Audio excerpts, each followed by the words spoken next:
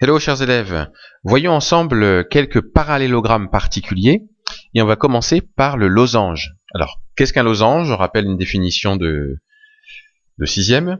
Le losange, c'est un quadrilatère, donc un polygone à quatre côtés, et qui a quatre côtés de même longueur. Là, vous voyez, on a un exemple de losange.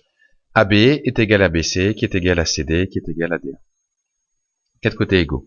Alors, un losange, c'est un parallélogramme, et c'est ce que vous voyez dans la propriété 5 ici. Si un quadrilatère est un losange, alors ce quadrilatère est un parallélogramme. Donc un losange, c'est un parallélogramme, autrement dit, toutes les propriétés que vous avez vues sur le parallélogramme, eh bien, elles s'appliquent aussi pour le losange.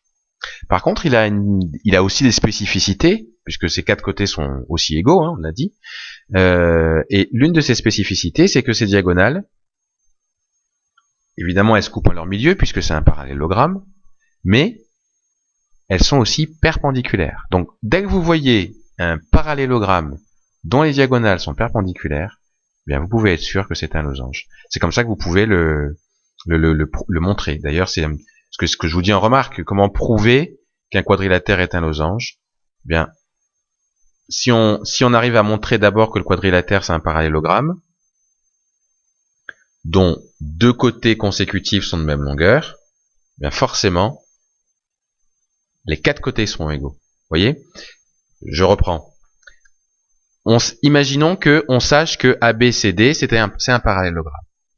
On sait aussi que AD c'est égal à AB. Comment est-ce qu'on peut en déduire que c'est aussi forcément un losange? Ben, regardez, on sait que dans un parallélogramme, les côtés opposés sont de même longueur. Donc si on sait que AD est égal à AB, ben, les côtés opposés c'est quoi? Ben, le côté opposé à AD c'est BC. Et le côté opposé à AB c'est DC.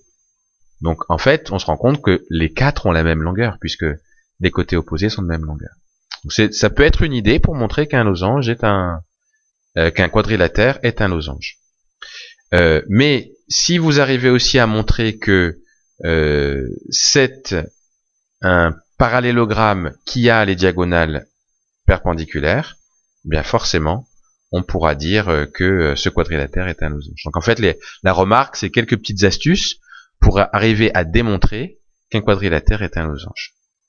Alors, dans une prochaine vidéo, on parlera du rectangle et après du carré.